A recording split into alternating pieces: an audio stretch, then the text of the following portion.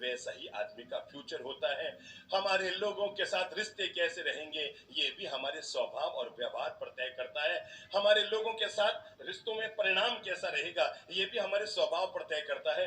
व्यापारिक रिलेशन लोगों के साथ कैसा रहेगा ये भी हमारे स्वभाव पर तय करता है। सास बहू में प्रेम रहेगा कि खटास घुलेगा ये भी उन दोनों के स्वभाव पर तय करता है, क्योंकि जैसा होता है आदमी का स्वभाव वैसा ही पड़ता है दूसरों पर प्रभाव। अगर आपको लगता है कि आपका चेहरा सुंदर नहीं है तो कोई दिक्कत नहीं, अपने स्वभाव को सुंदर बना लो, क्योंकि अगर स्वभाव आपका सुंदर बन गया तो आप लोगों के दिलों में राज करोगे। सुंदर चेहरा 2 दिन अच्छा लगता है। क्या कहा मैंने? सुंदर चेहरा 2 दिन अच्छा लगता है, ज्यादा धन 2 महीना अच्छा लगता है, पर आदमी का सुंदर स्वभाव ये जिंदगी भर दूसरों को अच्छा लगा करता है।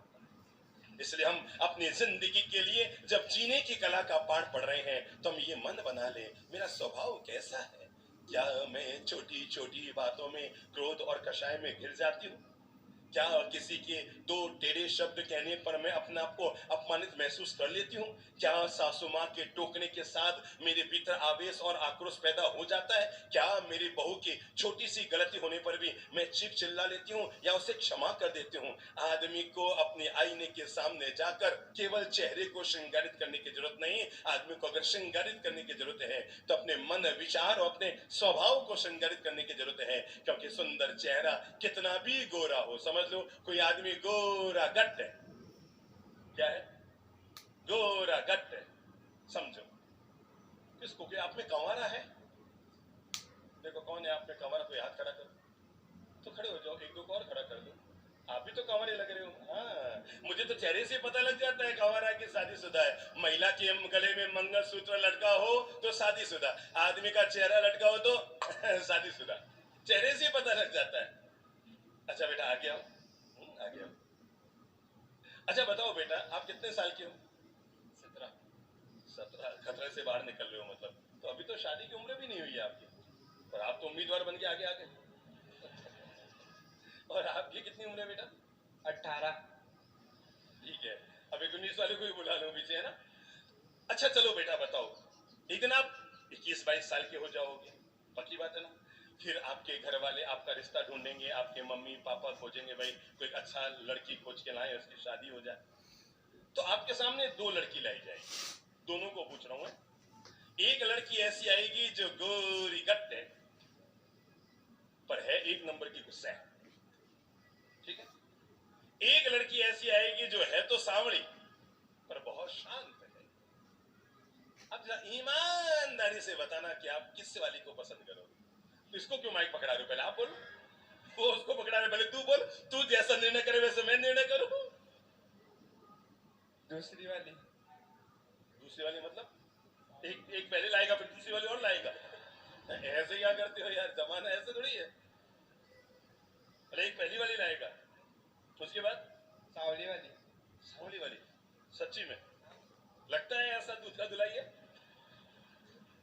आप कैसी वाली लाओगे बेटा? सावली वाली। तो पता नहीं है पति पत्नी में झगड़े क्यों होते हैं जब अच्छी अच्छी सांवली वाली लाते तो। ये बेटे सब 1 नंबर का वो बोल रहे हैं, जिस समय वो गोरी आएगी ना तब कहेंगे ठीक है जूता खा लूंगा, लाऊंगा तो गोरी वाली, है ना? बड़े बच्चों के लिए ताली बजाकर अभिनंदन कीजिए जिन्हें शादी करने से पहले जीवन का ज्ञान मिल गया कि जिंदगी रंग के साथ नहीं जी जाती है, जिंदगी अच्छे ढंग के साथ जी जाती है। एक आदमी ऐसा है जिसको गोरी पत्नी मिली है पर गुस्सैल है, और एक आदमी ऐसा है जिसको सांवली पत्नी मिली है पर बहुत शांत है। जरा एक बार कल्पना करो इन दोनों में सुखी लाइफ किसकी होगी? एक और बुद्धि लगाओ, समझो एक महिला ऐसी है जिसको 5 लाख रुपया महीना कमाने वाला पति मिला है। कितना? 5 लाख रुपया महीना, गाड़ी भी घर में है, बंगला भी खुद का है, और जॉब भी अच्छा लगा हुआ है, 5 लाख रुपया महीना कमाता है, पर 1 नंबर का गुस्सा है। पीने की भी आदत, पत्नी पे हाथ उठाने की भी आदत, उसके पियर वाले आ जाए तो उनको बेइज्जत करता है, और जब देखो तब 4 लोगों के बीच अपनी पत्नी की मजाक उड़ाता रहता है। कमाता कितना है? 5 लाख। पर एक महिला है जिसका पति थोड़ा सीधा साधा है और वो 25-30 हजार रुपया महीना कमाता है पर बहुत शांत है, हमेशा अपनी पत्नी को भी आप कह के बुलाता है। सुन रहे? हमेशा अपनी पत्नी को भी क्या कहता है? आप कह के बुलाता है। अरे इतना ही नहीं, कभी जरूरत पड़ जाए तो घर के काम में छोटा मोटा हाथ भी बता देता है। अरे इतना ही नहीं, उसके पीहर वालों से भी इज्जत से बात करता है। इतना ही नहीं, उसके पीहर वाले अगर घर में आ जाए तो ऑफिस की छुट्टी लेकर केवल धाम घुमाने के लिए लेकर जाता है। इतना ही नहीं, अगर कभी पत्नी का सिर दुखने लग जाए तो विक्स की बोलो बोलो विक्स की मालिश भी कर देता है। बहनों जरा ईमानदारी से बताना मुझे आप, क्योंकि इन पुरुष लोगों के भीतर ये भूत फंसा हुआ है दिमाग में कि महिलाओं को केवल आदमी का पैसा प्रिय होता है। पर आज ये साबित करना है कि महिलाओं को क्या प्रिय होता है। बता दो ईमानदारी से, 5 लाख रुपया कमाने वाले आदमी की पत्नी ज्यादा सुखी है या 25,000 रुपया महीना कमाने वाले की आदमी ज्यादा सुखी है? जरा जोर से बोलो तो। पता लगा, पता लगा, आपके दिमाग का वहम बाहर निकला। जिन लोगों को लगता है कि पत्नियों को, महिलाओं को केवल पति का पैसा प्रिय होता है, ना बाबा ना, कोई 21 हजार में एक महिला होती होगी जिसे पति का पैसा प्रिय लगता है। बाकी हर महिला को अपने पति का अच्छा स्वभाव अच्छा लगता है, भले वो 10 रुपया कम कमाए या ज्यादा कमाए। अरे मेरे भाई समझ लो, आपने सोने की मोटी वाली चूड़ी पहन ली, क्या किया? मिट्टी है, शरीर हमारा मिट्टी, और सोना क्या है? मिट्टी। मिट्टी को मिट्टी से सजाने के लिए काहे को माथाफोड़ी करते हैं? मिट्टी को मिट्टी से सजाया जा रहा है, काली मिट्टी को चमकीली मिट्टी से सजाया जा रहा है, और आदमी मुस्कुरा रहा है। इसी का नाम तो मिथ्यात्व है, इसी का नाम संसार है, इसी का नाम दुनिया में फंसना है। तो बेटा क्या लगा आपको, क्या तय कर रहे हैं आज आप? शांत स्वभाव वाली पत्नी लाना पसंद करेंगे ना, या गोरी? हाँ, ये तो मजा आ जाए बाप जी, आशीर्वाद दे दो, गोरी भी आ जाए और शांत स्वभाव वाली आ जाए, फिर तो आपका आशीर्वाद बढ़ ही जाएगा, है ना? और मुझे लगता है आप इतनी सेवा करते थे, इतना तो आपके साथ हो ही जाएगा। चल बैठ जा।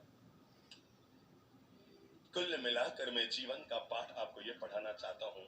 हमने बचपन में पढ़ा हुआ है और लोगों से सुना हुआ है, जाका पड़िया स्वभाव जैसा जासी जीव। सुना है ना? जाका पड़िया स्वभाव जैसा जासी जीव सुन। अरे नी मनो मीठो होई सींचो गुड़ और घी सुन। पर मैं आपको बता दूं, ये फिलोसॉफी आज की तारीख में बदल गई है।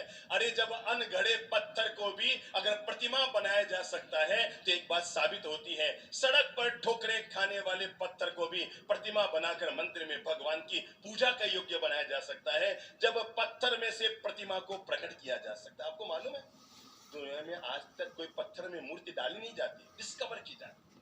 पता है, मूर्ति तो पत्थर के अंदर है। आजू बाजू का फालतू कचरा हटाओ तो मूर्ति अपने आप निकल कर बाहर आ जाती है। दुनिया में कोई मूर्ति पत्थर में डाली नहीं जाती। ऐसे ही आदमी का अच्छा नेचर होता है, बाहर से डाला नहीं जाता। फालतू का कचरा जो हमने इकट्ठा कर रखा है भीतर में, उसको हटा दो तो आपको लगेगा मैं कितना बढ़िया क्वालिटी का इंसान बन गया।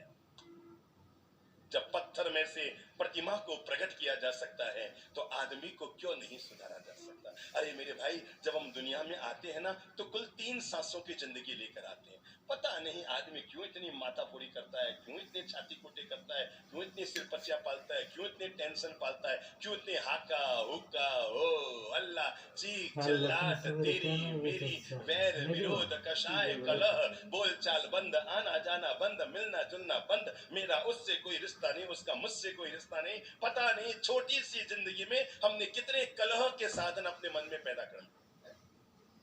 इस छोटी सी जिंदगी में हमने पता नहीं कितने कलह के साधन मन में पैदा कर लिए हैं। देखो, 3 सांस की जिंदगी है आदमी की। कितनी? पहली सांस, कमर सीधी करो। पहली सांस कौन सी है? जन्म की। आदमी की पहली सांस होती है जन्म की, दूसरी सांस लेता है जवानी की, तीसरी सांस होती है बुढ़ापे। बस 3 ही सांस की जिंदगी होती है। पहली सांस कौन सी बोल लो? जन्म की, दूसरी जवानी की, तीसरी बुढ़ापे। हाँ, एक चौथी सांस और ली जाती है, पर उस सांस को चौथी सांस नहीं कहते, उसको अंतिम सांस कहते हैं। एक अंतिम सांस जिसको हम चौथी सांस कहते हैं, पर वो चौथी नहीं होती, वो अंतिम सांस होती है। 3 सांस की जिंदगी में आदमी कितनी माथाफोड़ी करेगा, कितनी छाती कुटी करेगा, कितनी सिरपच। अगर कोई व्यक्ति अच्छे नेचर का मालिक बनता है तो मैं 5 चीजें आपको बता रहा हूं जिनको जीवन में से डिलीट कर दो, और 5 चीजें ऐसे बता रहा हूं जिनको जीवन में सेव कर दो। 5 चीजें ऐसी बता रहा हूं जिनको जिंदगी में क्रॉस कर दो, और 5 चीजें ऐसी बताऊंगा जिनको जिंदगी में टिक कर दो, अपने जीवन में उनको प्रवेश कर लो। सच कहता हूं, आपकी जिंदगी स्वर्ग भरी बन जाएगी, आनंद और मिठास भरी बन जाएगी।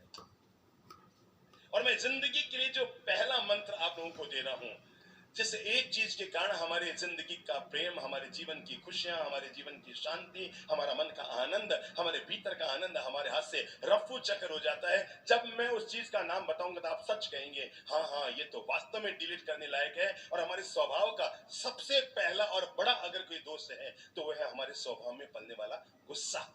क्या है? बोल लो, क्या है? क्या है? बोलो, जोर से बोलो। गुस्सा।